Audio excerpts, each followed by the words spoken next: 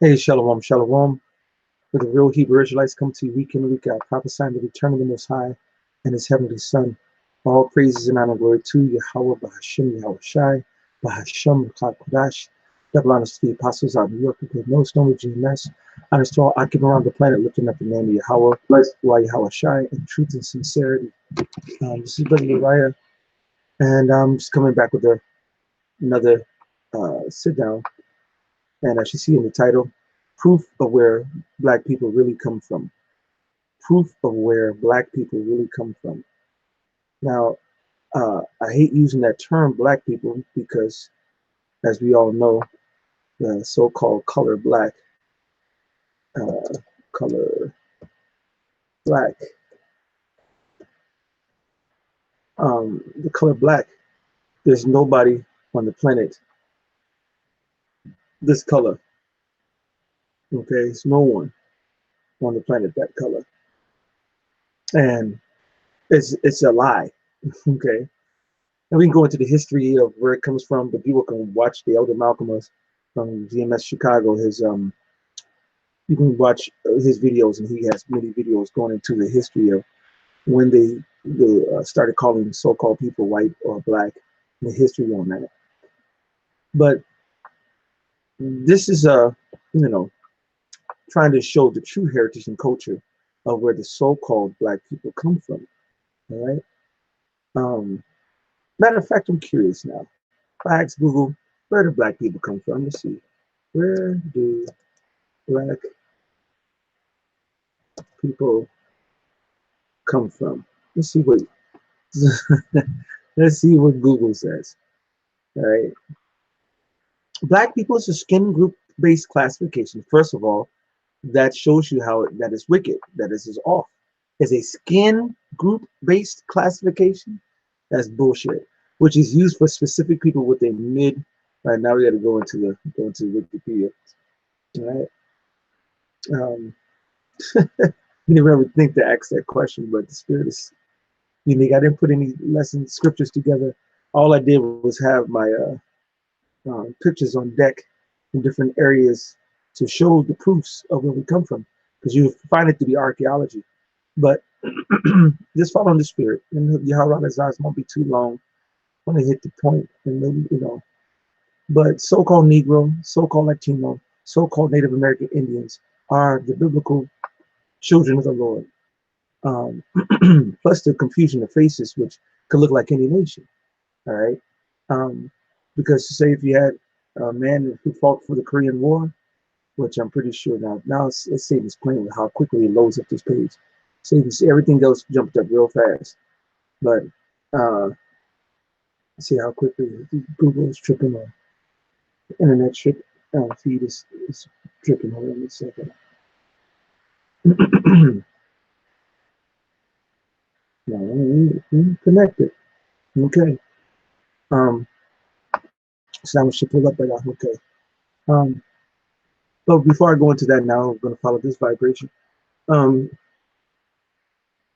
Black soldiers of Korean War. All right. So Korea is halfway on the other side of the planet, and America had a fight with Korea. All right. And here African Americans in the Korean War. So I'm gonna just put on some images to see if there's there you go. Now you have, say, some of these so-called black soldiers in the Korean War that came from over here in America, and they went over here and fought for America in Korea, right alongside the so-called white man and whoever else was in America's army. Now, when they go in R&R, when these soldiers took a break from war, all right, they would do what? They would go amongst the people, right? Just as you see these soldiers are amongst the Korean people, and the Korean boys right there, all right? They will be around them, the women, the girls, children, all right? And they will go take a break in these towns. Now, what if Uh, what would Jake do when he gets around and gets a break from war? What do? They go out there and party. So just imagine these boys, they ain't been around a woman for a long time. They've been out here fighting in the Korean War. They're gonna go get them some Korean tut, all right? Some butt. They'll go find them a Korean girl, all right? And they will have a children, all right? And the children will come out looking half Korean and half so-called black. So let's say black father, Korean mother, child. See if I can find, you know, over time you can have a child that looks like mostly Korean or so mostly so-called black, or it'll be a mix, right? Right. Um, right. Let's see. I'm trying to see if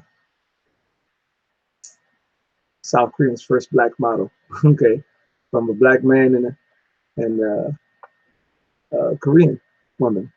His father is Nigerian. That's a Hebrew Israelite, and his mother's Korean. So you can have that where he's actually, you know, he has to sort of look of a so-called Negro, a black man, but you can see that there's been mixes of the races. You know, here's Heinz Ward, who's so-called black, and his daughter. Okay, all right. I guess it must have been with the Korean woman. All right. Um, but you can see that they might, yep, child of a black and Asian. She's half black and Vietnamese. Okay, so you can see a mixture of the features, but that you can, it won't always look like a so-called black man or so-called black woman, and that's the point. You have to go back into your heritage and your culture to find out who's who, what people really are, where people come from. Shalom to anybody on the see you on the comment board. Shalom. Um, you have to go to the scriptures. You got to go into the archaeology to find out the truth, because you can't always tell from what's out here in the world. Right? This is Psalms 85:11. Truth shall spring out of the earth, and righteousness shall look down from heaven. Truth shall spring out of the earth. You have to go into the artifacts to find out history, heritage, culture. You're not going to get it from outside of that. This is let's see, Jeremiah, let's see, is it 8 and 8? No, 28 and 8. Salakia. I don't know why I forget where this is. Oh, you know, it's Job 8 and 8. That's why. That's why. Salakia. I knew it was 8 and 8, but I think it's Job and 8 and 8. Yes, kind, Salakia. For inquire, I pray thee, of the former age. All right. Asking for the former, the generations, the times, right? Revolutions of time, the ages, right? An age of generation. Go into the earlier revolutions of time and prepare thyself to the search, the investigation, the Hebrew word chachwa, the investigation thereof, examination, enumeration, deliberation, all right? Finding out number, searchable, right? You have to do and investigate who? Your forefathers, okay? So when you come over here in America, if you start trying to investigate your forefathers, you'll go over into uh, black slaves in early America, all right? And you this, if you go into the beginning of America, you're not going to find out who you are. You're going to find out who the so-called red men, the rednecks, who stole our people and brought us over here on slave ships. You're going to find out things, you know, you're going to get pictures like this, right?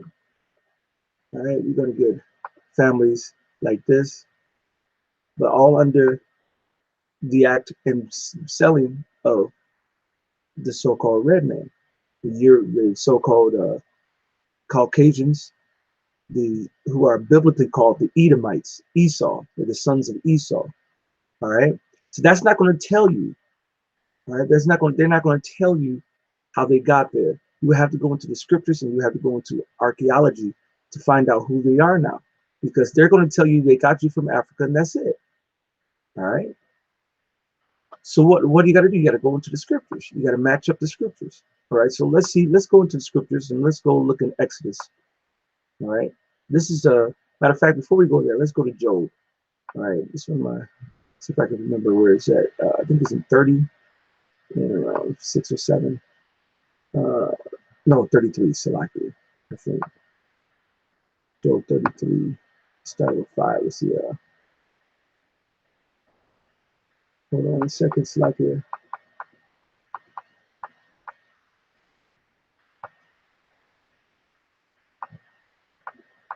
No, it's not there. Maybe it's earlier. Nope, it's not there. It's like, let me go figure it out.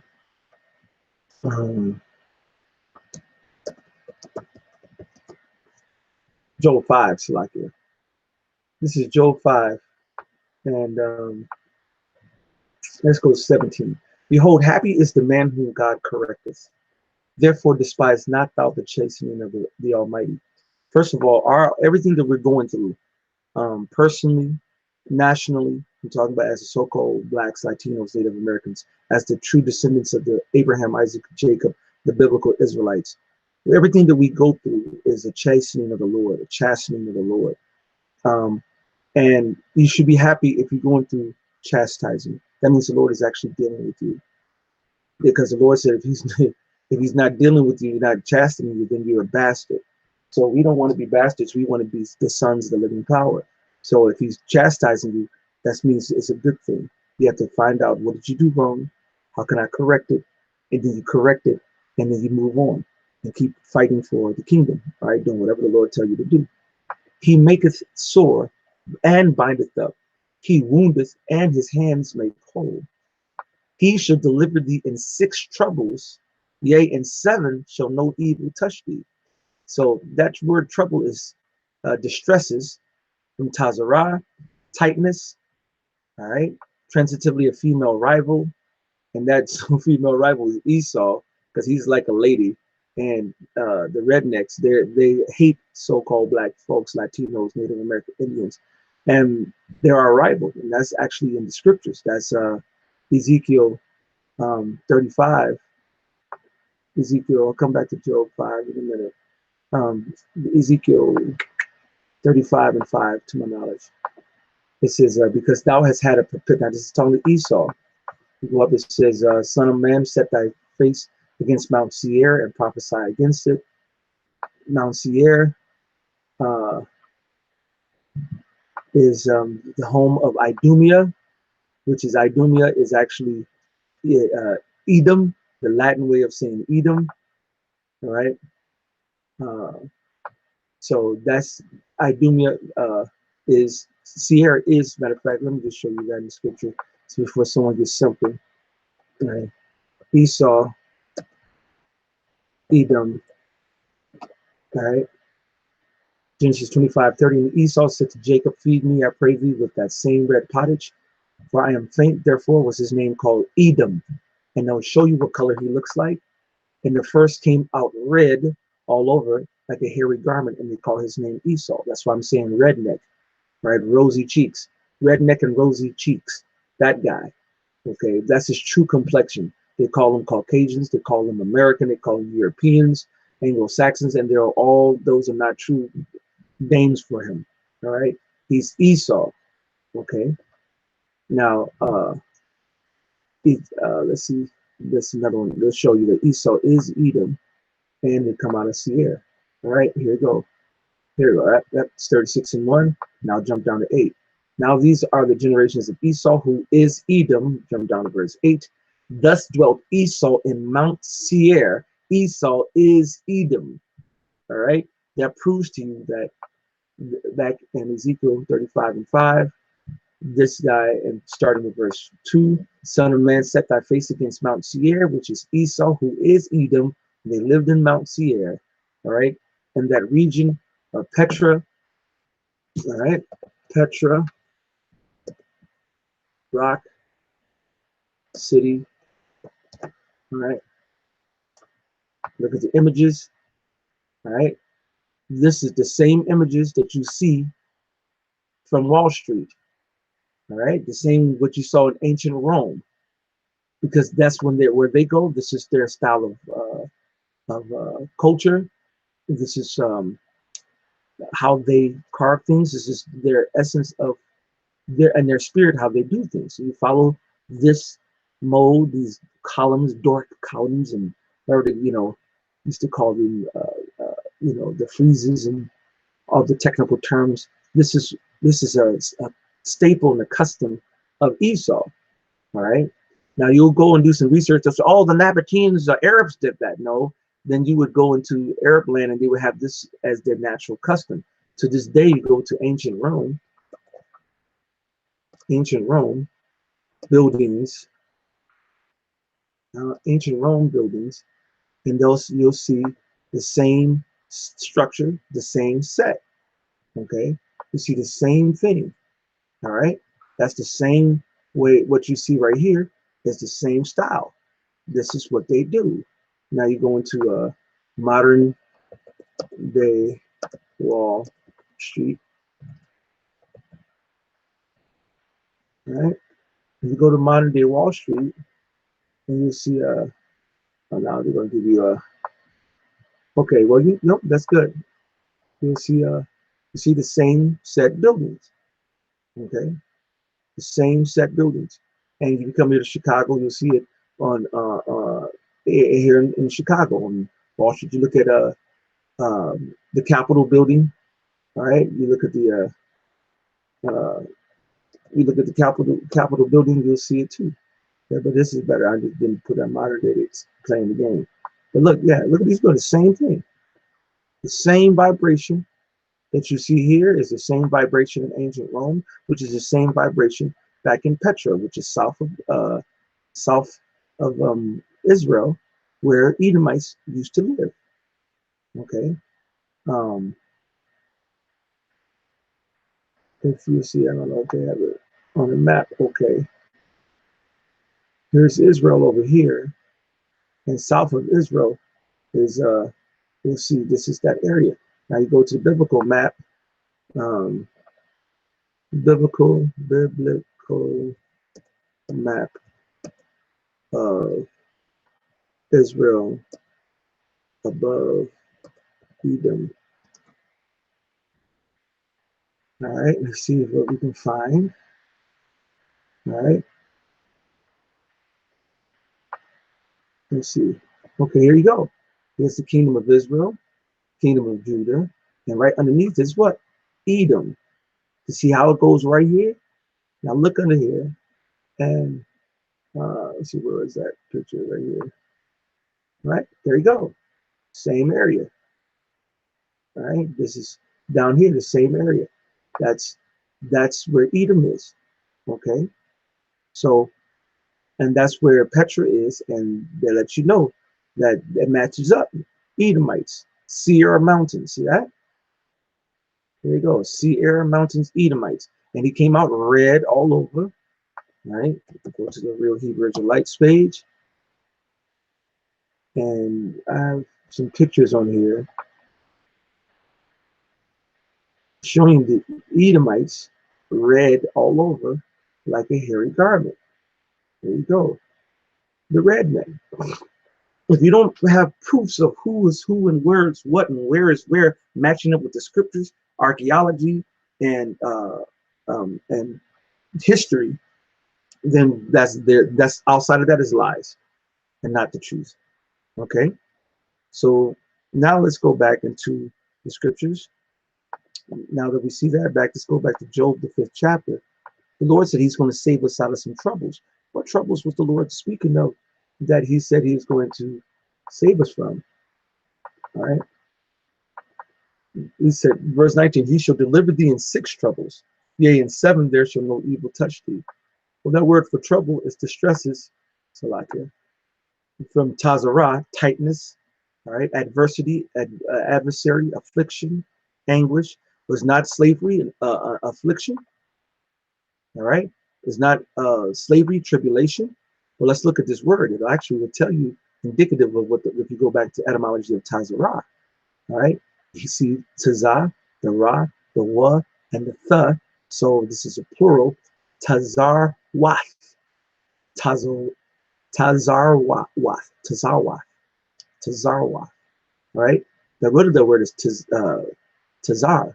We're going to go there. Ah, there you go. Tazar. Narrowly, a tight place. Figuratively, trouble. All right? So what word does Tazar go back to? It goes back into Deuteronomy 28 and 30.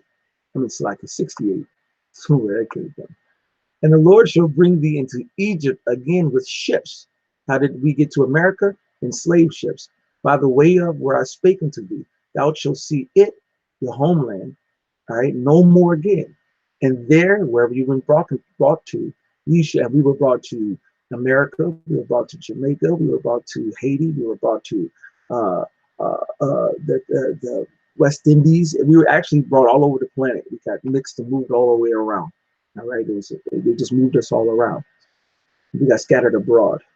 All right, thou shalt see it, your homeland, no more again. And there, no matter where you be taken, ye shall be sold unto your enemies for bondmen, which is slave men. All right, bondmen, servants. All right, for slaves. All right, bondmen. All right, to enslave. There you go. To work to enslave. Okay, that's the root of the word ibad.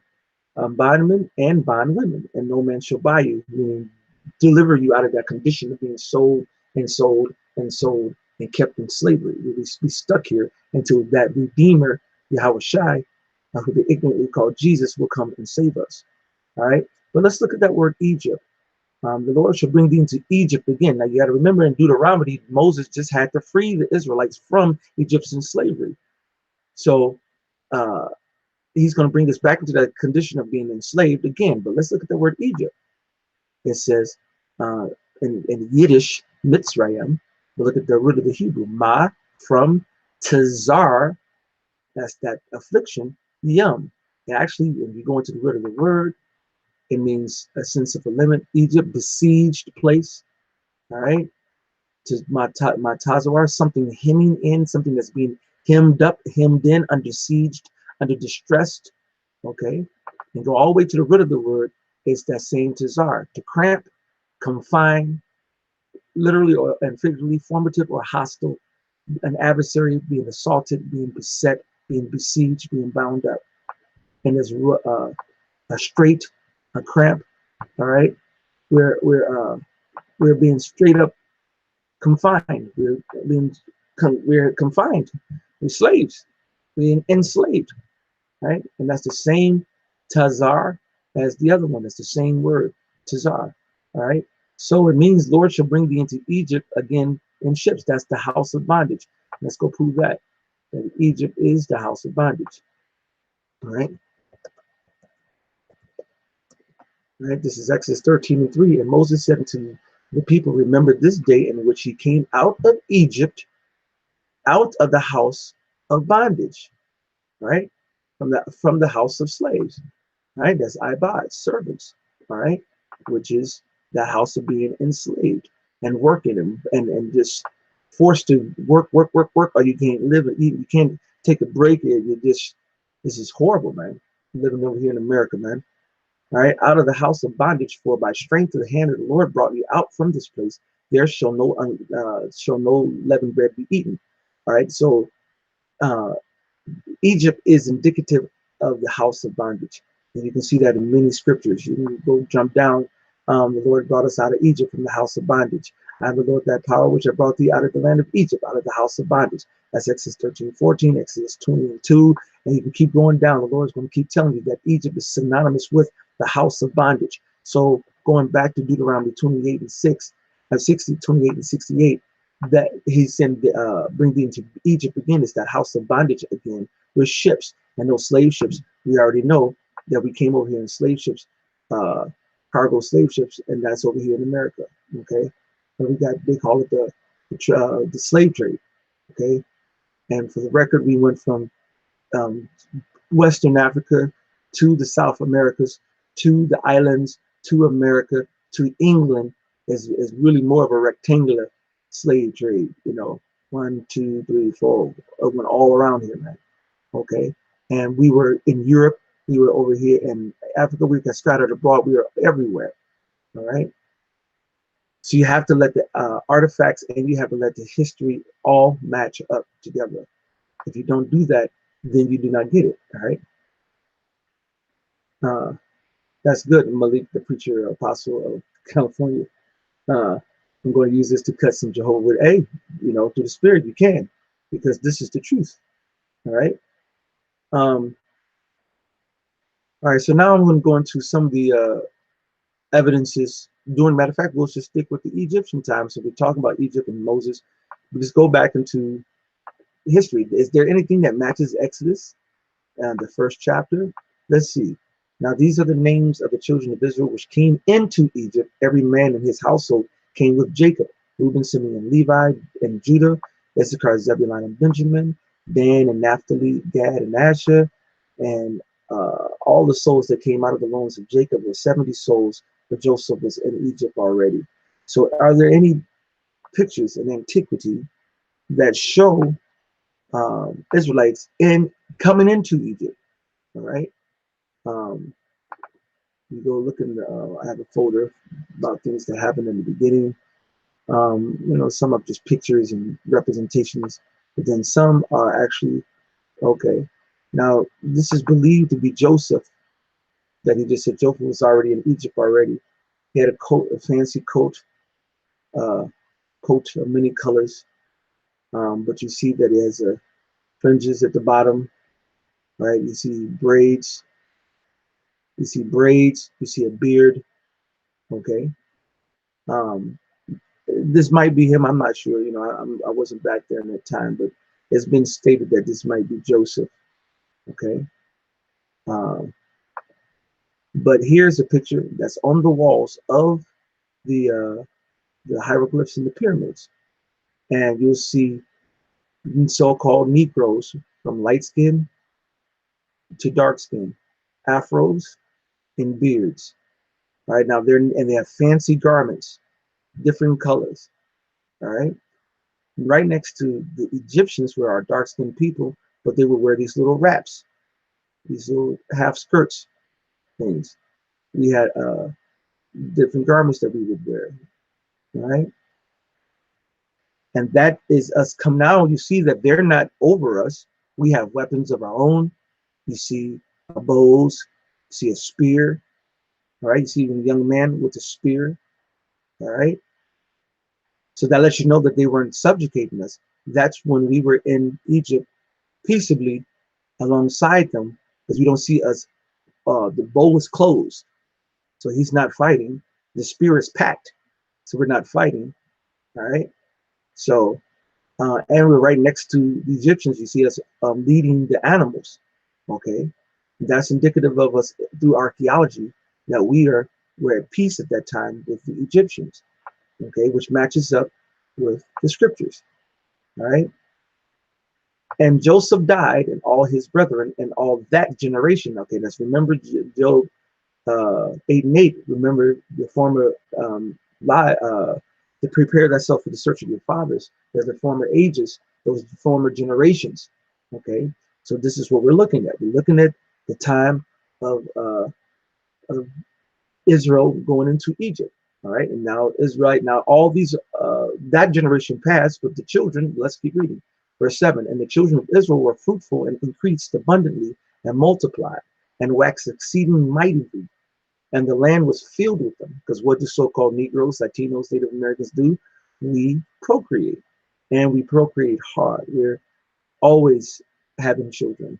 All right. Now there arose up a new king over Egypt, which knew not Joseph. And over the process of time, there came up a king who had no idea of the they had no idea of the legacy of Joseph, the legacy of the relationship between Pharaoh and Joseph of old. And you know, he was like, hey, so what? All right. And he said unto his people, behold, the people of the children of Israel are more and mightier than we. Come and let us deal wisely with them, lest they multiply and come to pass that when there falleth out any war, they join also unto our enemies and fight against us, and so get them up out of the land.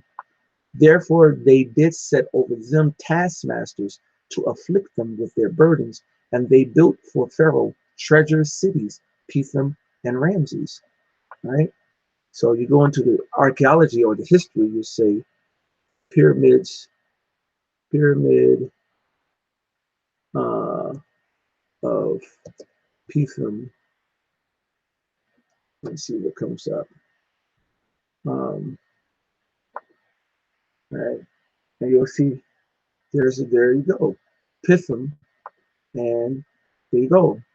Those were treasure cities. Why do they call them treasure cities? Because they put treasures within them: grain, food, storage, wealth, gold, silver.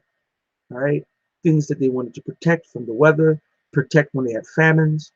All right, and these were filled with different chambers where you can put and store a lot of things. All right, even if you look at treasure cities, you see he's building cities of provisions. All right, a magazine, a storehouse, a treasure. So it wasn't always about gold and silver.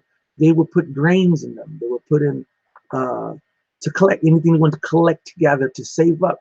That's why there were grains, granaries. There were treasuries of money and anything that they wanted to put.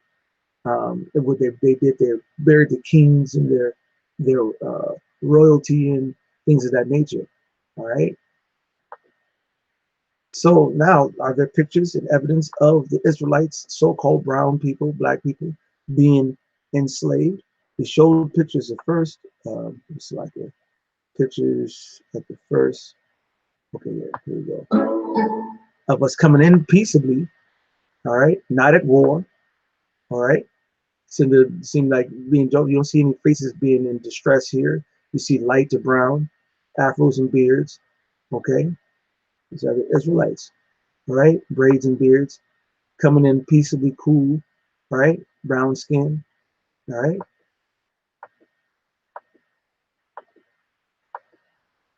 right. And even here, see right here, Habiru, from Ibar, Hebrew. Okay, braids and beards. This is antiquity, so-called black man. All right. Okay, there's some other pictures in there. So, okay, now we're going to jump out of this one to the folder that shows you artifacts and proof, right, that they came against us and attacked us, right? Those said same, like the scripture said, let's deal wisely with them and set taskmasters over them.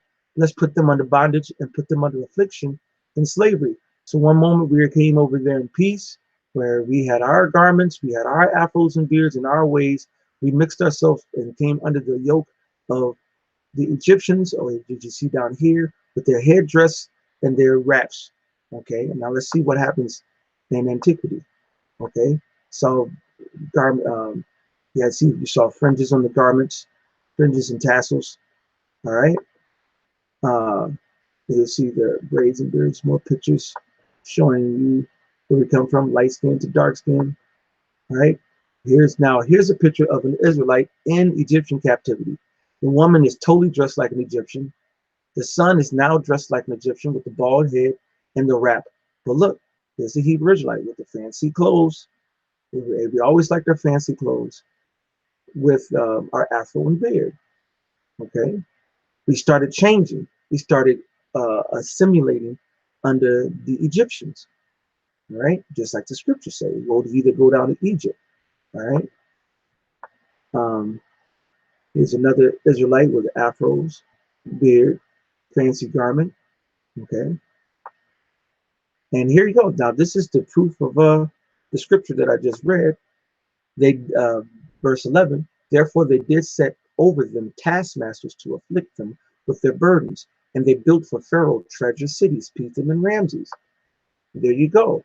Here's antiquity of Pharaoh holding a rod over the Israelites, with braids and beards, dark, brown, light, all shades. Okay, uh, and there you go. That matches the scriptures. That's why the truth is springing out of the earth and telling the people. They Esau, the so-called redneck, rosy cheek guy, he says they don't know how the pyramids were made. Here go an interior breaking down of how the pyramids were made, brick by brick. All right, they would take molds, as you see, these brick molds. All right, uh, and they would go get the clay, they would go get the straw, and they would go get the water, and they would mix these things together and make brick. They would take them, put them in molds, carry them, set them in bricks. They would dry. They'll take these bricks and stack them together. Men would sit up there and carry these bricks with this balance, and they'll go carry the bricks over to the men. The other men would take these bricks and they'll put them down. They put the slime and mortar, and they would build up. They built up the pyramids. They break it down, the whole building of the pyramids. And you can see right here, you see some men with their afros, all right? And you'll see some of them with, they had the Egyptian style of shaving their head off, all right, the hair off, I should say, Salakia. And then you'll see them all with Egyptian wrap now. Okay, a couple pictures ago, they had fancy garments. And then after being under Pharaoh, who wore his little dress, little thing he wore, his little wraps, then you see all Israel wearing these little wraps now because we are underneath their vibration.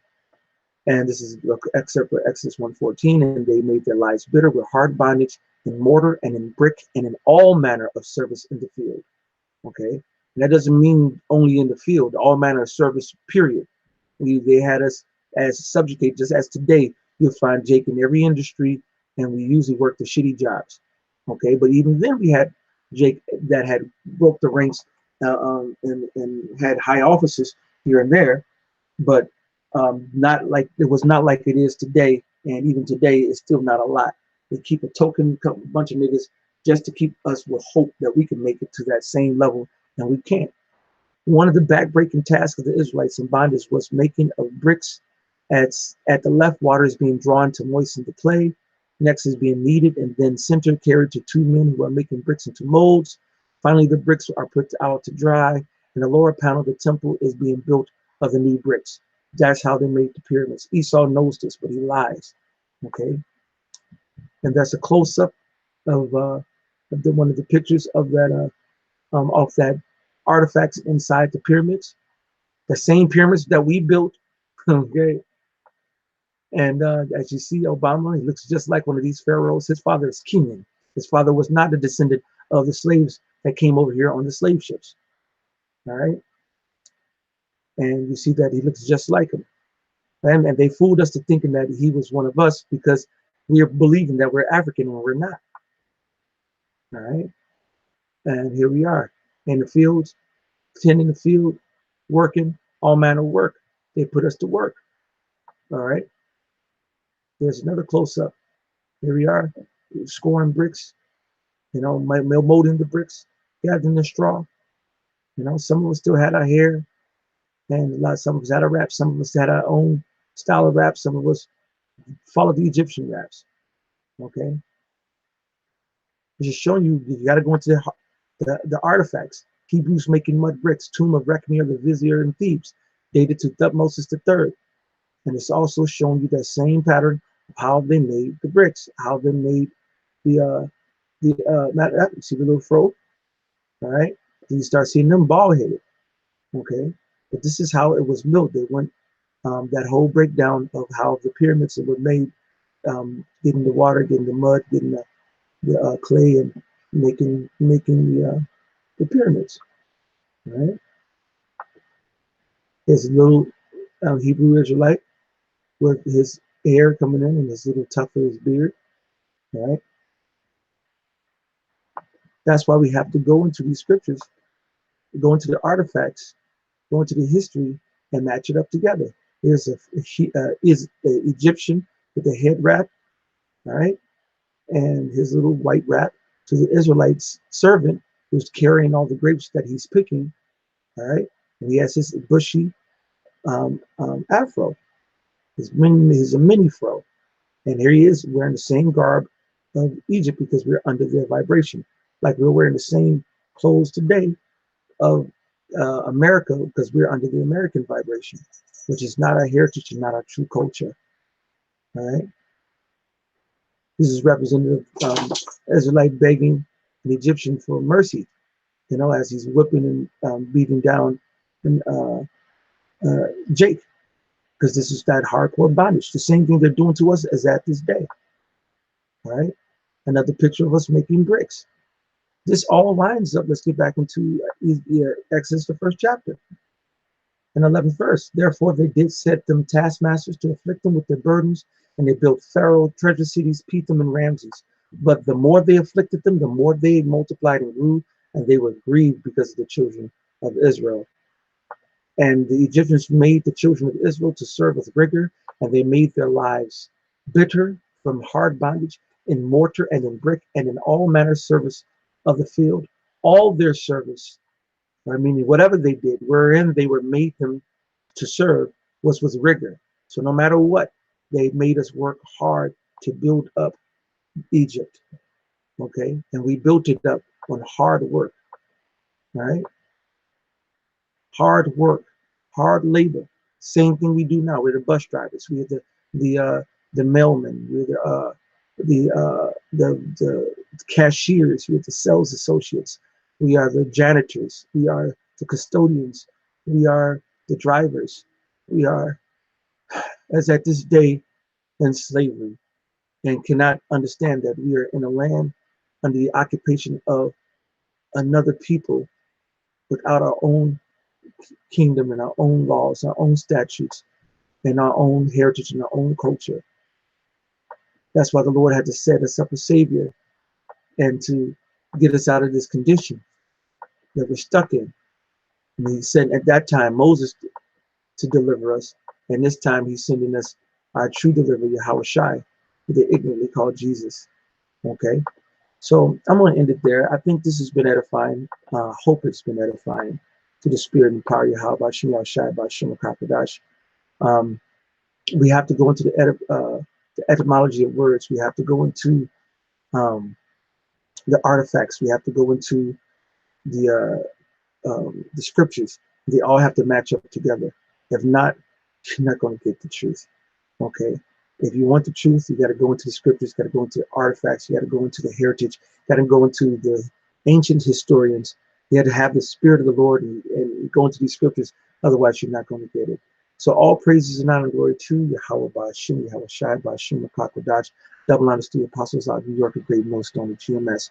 Honors to all Akim around the planet, lifting up the name of Yahawah, YAHAWASHI, and truth and sincerity, no matter what camp they come from, as long as it's in line and lead with the scriptures and the leaders that the Lord has set forth through the apostles of great millstone. With that, we're going to say shalom, abba, abba, and until next time, get into your studies, keep teaching, as if you men of the Lord who are already in the faith. For you new brothers coming in, learn, grow, get on, catch up, all right, catch up, all right. And to someone who just hearing about this, believe it. So-called Negro, Latino, Native American Indians, we are the biblical Israelites by blood, no religion. All right, with that, and say shalom, abad the ball.